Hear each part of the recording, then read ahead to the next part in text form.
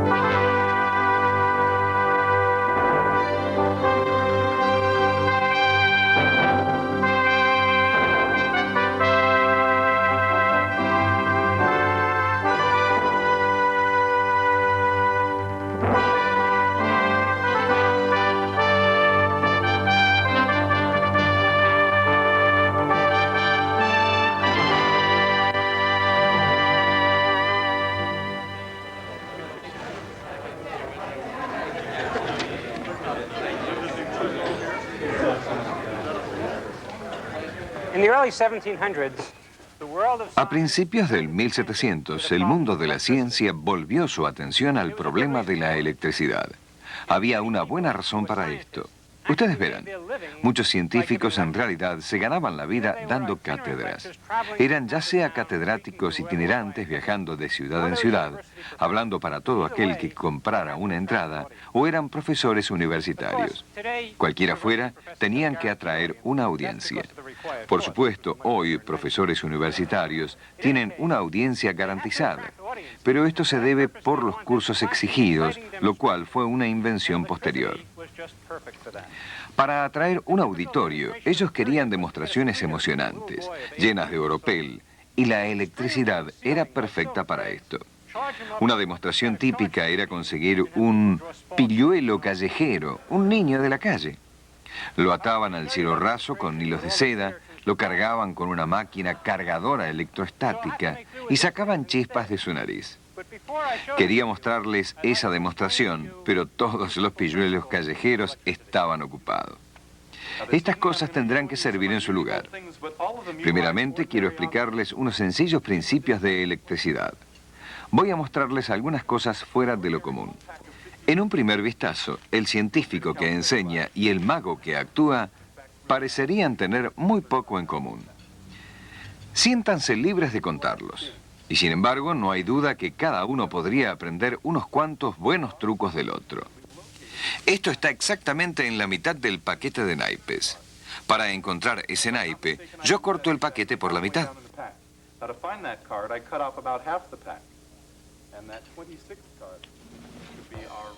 No importa si fue pura ciencia o pura travesura. Los antiguos griegos se dedicaban a esto con pasión. Los griegos eran rápidos tanto en el deporte y en la ciencia y desde muy temprano hicieron un descubrimiento pasmoso acerca de la naturaleza de la electricidad. Es una vara hecha de resina. Yo froto al conejo. Ciertos materiales actúan como una varita mágica cuando se los frota contra la piel de un conejo y atraen pequeños trozos de materia. Con el tiempo, los científicos podrían explicar exactamente cómo opera este fenómeno, la electricidad. Y a diferencia del mago profesional, los primeros electricistas estaban dispuestos a compartir los secretos de su profesión. Por ejemplo, una de las claves de la electricidad no ha sido un secreto desde que Benjamin Franklin hizo la prueba en este campo. Él esparció la palabra y en sencillo español, esto es algo llamado carga, la carga eléctrica, es la causa de la fuerza eléctrica. Esto era brillante hasta aquí, pero ¿cuál era la relación entre carga y fuerza?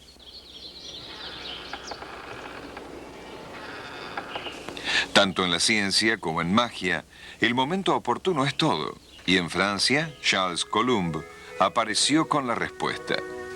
El experimento de Coulomb, que reveló la relación entre carga y fuerza, pudo ser verificado por otros científicos. Y lo más conveniente de todo, pudo ser descrito en términos matemáticos sencillos. La ley de Coulomb establece que la fuerza eléctrica es proporcional al producto de las cargas e inversamente proporcional al cuadrado de la distancia entre las cargas.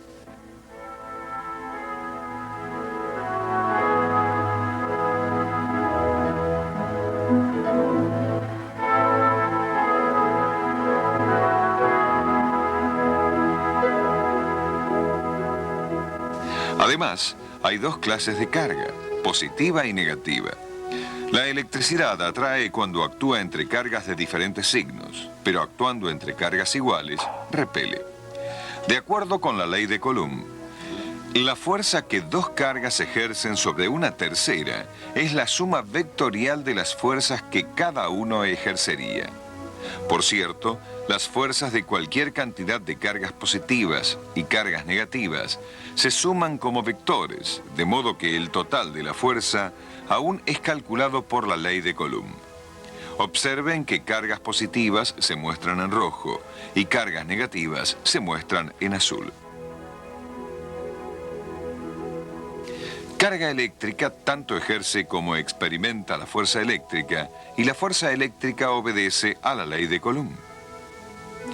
Parece tan sencillo como un dispositivo eléctrico del siglo XVIII, y superficialmente es todo lo que hay. Pero cargas eléctricas no existen en aislamiento.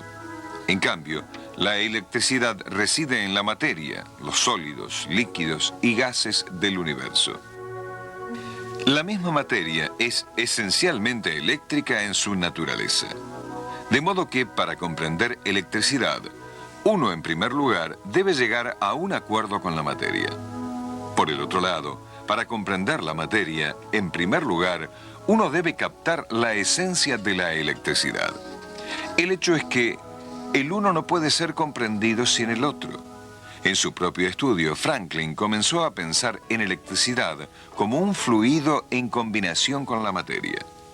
Si había demasiado fluido, se imaginó a la materia cargada positivamente con fluido eléctrico. Si había poco fluido, se imaginó a la materia cargada negativamente con electricidad. Por lo tanto, en la mente de Franklin, la materia estaba en su estado propio, es decir, eléctricamente neutra y equilibrada, solo cuando la cantidad correcta de fluido eléctrico estaba presente. Franklin fue el primero en ver a la electricidad en términos positivos y negativos. Pero en vez de visualizar dos clases diferentes de carga, él vio demasiada o muy poco del mismo fluido eléctrico. En las manos correctas, el fluido eléctrico de Franklin se convirtió en dos clases de carga eléctrica. Desvanecen en la cubeta. Por acumular conocimiento pieza por pieza, los científicos iban a unirlo como una sola estructura cuyos bloques básicos de edificación son átomos unidos por cargas eléctricas positivas y negativas. En el centro de cada átomo hay un núcleo que está compuesto de protones y neutrones. Los protones contienen su carga positiva. Los neutrones del átomo no tienen carga, lo cual significa que son eléctricamente neutros. En su conjunto, el núcleo está rodeado por electrones, que tienen carga negativa, y en su totalidad, cada átomo neutral tiene el mismo número de protones y electrones. La carga positiva de cada protón equilibra la carga negativa de cada electrón, y están unidos por la fuerza de atracción eléctrica entre ellos.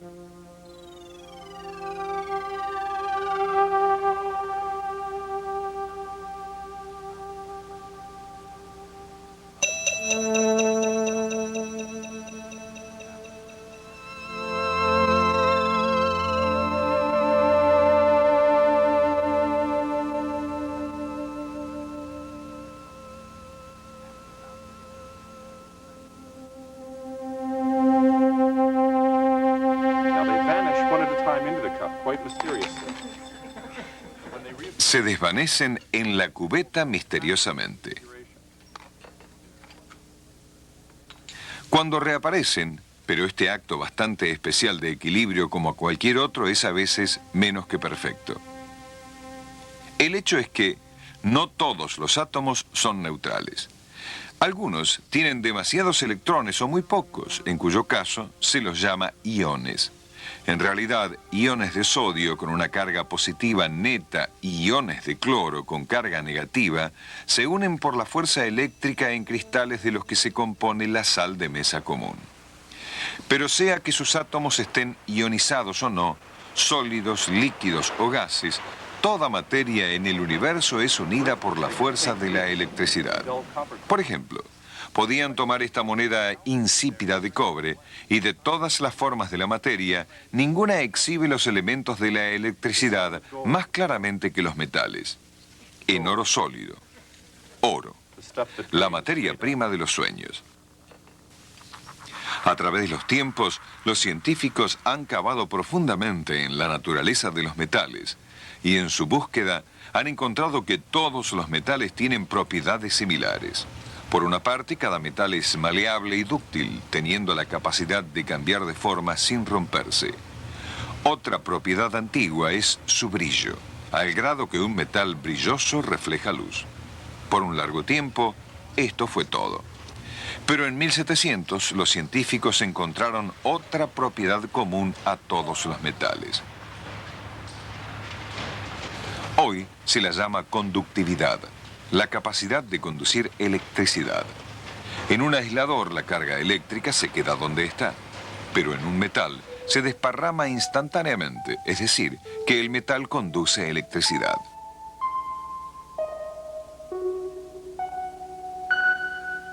En un nivel más profundo, esto es lo que sucede. Cada átomo de un metal puede ser pensado como un ion positivo con uno o dos electrones exteriores unidos libremente. Cuando dos átomos metálicos están muy juntos, el electrón al extremo puede fácilmente pasar de uno al próximo. Al agregarse más átomos, los electrones pueden alcanzar campos más lejanos. Estos electrones móviles se conocen como electrones de conducción y dan a los metales sus propiedades especiales. De esta manera, todos los metales son conductores eléctricos porque cada metal es como una molécula gigante en la cual una cantidad de electrones son compartidos por igual por todos los átomos. Imagíneselo como una estructura de iones cargada positivamente unida por un fluido de electrones móviles.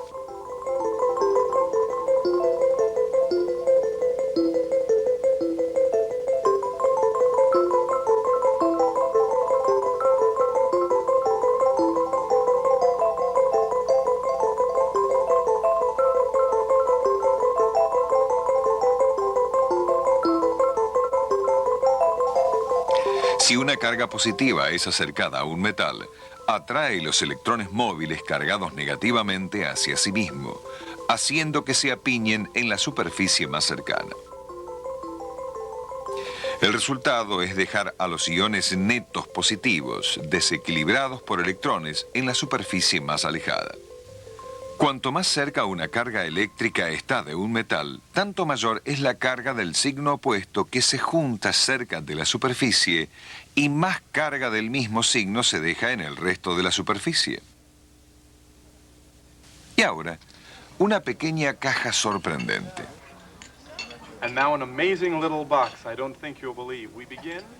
Estas propiedades son utilizadas en un instrumento de ciencia que parece como mágico. Se llama un electroscopio. Cuando una carga eléctrica se acerca al disco metálico, las hojitas de oro se alejan de la vara.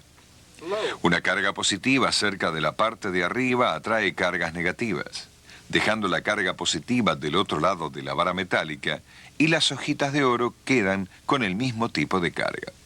Y por supuesto, con el mismo tipo de carga, la vara repele las hojitas de oro.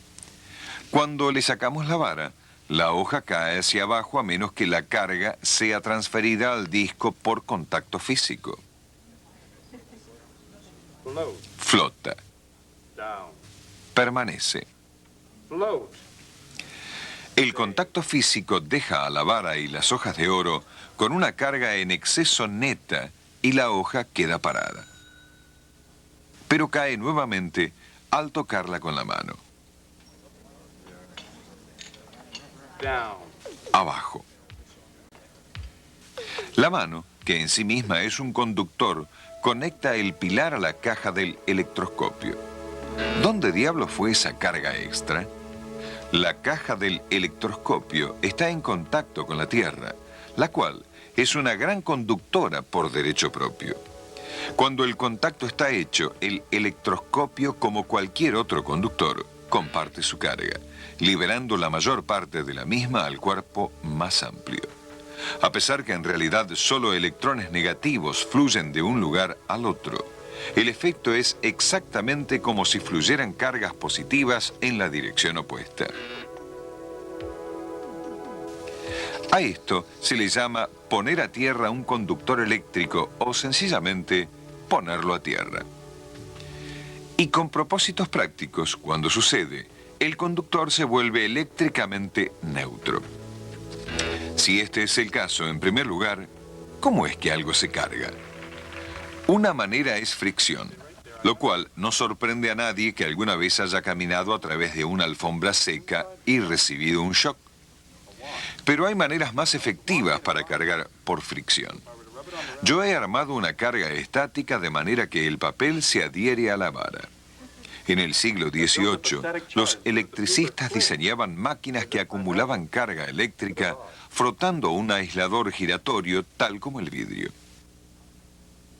Y ahora, algo que ustedes encontrarán electrificante.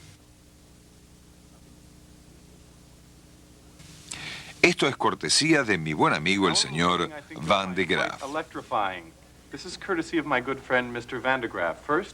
En el siglo XX, Robert Van de Graaff utilizó el mismo principio para aparecer como una nueva peculiaridad.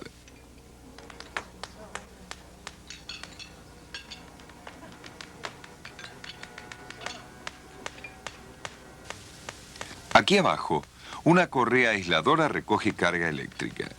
La correa transportadora lleva la carga hacia arriba hasta la parte de arriba de la máquina, donde la carga es transferida al interior de la cúpula metálica. Dado que metal es un conductor, la carga se desparrama y en el proceso se vigoriza hasta que escapa por medio de una chispa y hace su camino de regreso a su antiguo hogar, la Tierra. Pero la máquina de Van de Graaff tenía mucho más potencial que un mero truco como para despertar el interés del auditorio de un cabaret. El hecho es que su rasgo principal, transferir carga eléctrica por una correa conductora, es el principio detrás de uno de los dispositivos más importantes del laboratorio de física nuclear moderno. Esta fuerte cámara amarilla, por contener gas a alta presión, está diseñada precisamente para impedir que las chispas vuelen. Adentro, sin chispas para descargarla, una enorme carga positiva se arma por una correa conductora sobre la terminal principal en el centro. Mientras tanto, un ion cargado negativamente, en este caso un átomo de carbono con un electrón extra, está siendo preparado para un viaje extraordinario. Comenzó su viaje por otras cargas negativas, conducido alrededor de una esquina por un campo magnético y se lo mantiene en el centro del tubo por otro campo magnético. Pronto siente la fuerza atractiva debido a la carga positiva sobre la terminal principal. Acelerados por la fuerza eléctrica entre el ion negativo y la terminal positiva, el ion pasa hacia adelante a alta velocidad hasta que una colisión con átomos de gas despoja algunos electrones, cambiando al ion de negativo a positivo. Acelerado una vez más por la fuerza eléctrica, el ion continúa hacia su destino, en este caso, una colisión nuclear entre carbono y un objetivo de helio.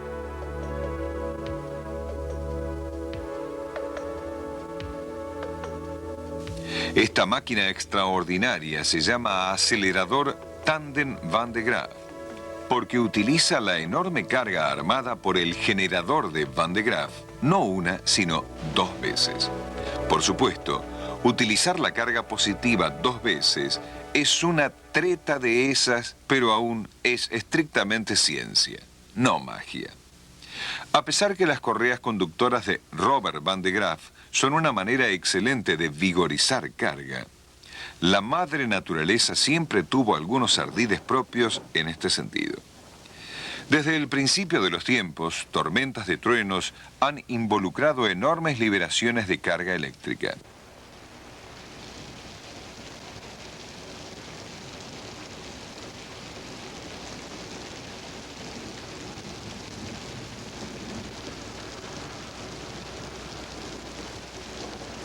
Los científicos creen que el mecanismo involucra fricción entre partículas de hielo en las nubes. Pero la fricción no es la única manera en que carga puede ser transferida. Esta plancha de metal parece estar cargada simplemente por tocarla. No es magia, pero hay un truco. Si una carga positiva se trae cerca de un metal, la carga negativa se va a apresurar hacia ella y se deja atrás la carga positiva del otro lado. Luego, si el metal está momentáneamente en tierra, la carga fluye entre el metal y la tierra, dejando al metal cargado negativamente cuando se rompe el contacto.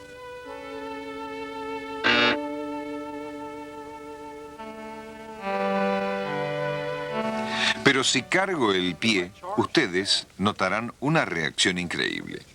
Este principio se llama cargar por inducción, y esto puede parecer mágico para un auditorio que no se da cuenta que hay cargas eléctricas atrapadas adentro de la lámina de plástico. Es por eso que la plancha de metal parece estar cargada solo tocándola. El truco es que tocar la plancha momentáneamente la conecta con el suelo, y esto es lo que la deja eléctricamente cargada. Esta no es la máquina del tiempo de H.G. Wells. En vez, es conocida como el generador Windshurst, una de las varias maneras antiguas de hacer electricidad. Observen cuidadosamente. Inventada en 1880 por James Windshurst, un ingeniero inglés, esta máquina ostentosa se caracteriza por discos que rotan en sentido contrario, en los cuales apéndices metálicos están cargados por inducción, cuyo contacto es hecho y roto a través de cepillos metálicos. Mientras las ruedas rotan, se vigorizan cargas eléctricas hasta que un rayo en miniatura descarga la tensión en aumento. Uno de los secretos del éxito de la máquina de Windshurst es el artefacto que usa para almacenar la carga eléctrica. Es el frasco de Leiden, bautizado así por su lugar de nacimiento, la Universidad de Leiden. El principio detrás del frasco de Leiden es tan sencillo como el mismo artefacto. En un frasco de Leiden, el interior y exterior son metales, separados por el vidrio del frasco. Si el interior está cargado mientras que el exterior está en tierra, el resultado neto es cantidades iguales de carga opuesta de ambos lados del aislador, y estas cargas opuestas se mantienen firmemente en su lugar por la fuerza eléctrica entre ellos. El frasco de Leiden fue uno de los mejores trucos de los electricistas del siglo XVIII, quienes a menudo eran actores consumados. Por supuesto, el mago moderno tiene unos trucos propios, y los trucos de los magos ilustran sobre todo la gran diferencia entre magia y ciencia. El arte del mago es confundir los sentidos y crear misterio, pero la tarea del científico es expandir los sentidos y resolver misterios. Una liebre viva. Si esto los desilusionó, quizás pueda transformarla en el tipo de liebre que ustedes estaban esperando. No obstante, los magos tienen algo en común con los profesores modernos. Damas y caballeros, una liebre viva.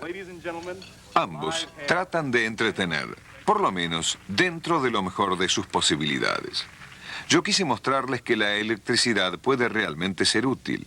De modo que cuando mi joven amiga aquí dijo que quería su cabello despeinado, pensé hacerlo en esta máquina Van de Graaff.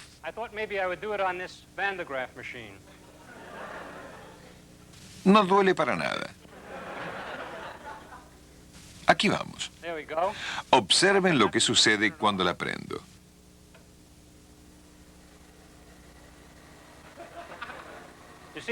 ¿Vieron eso?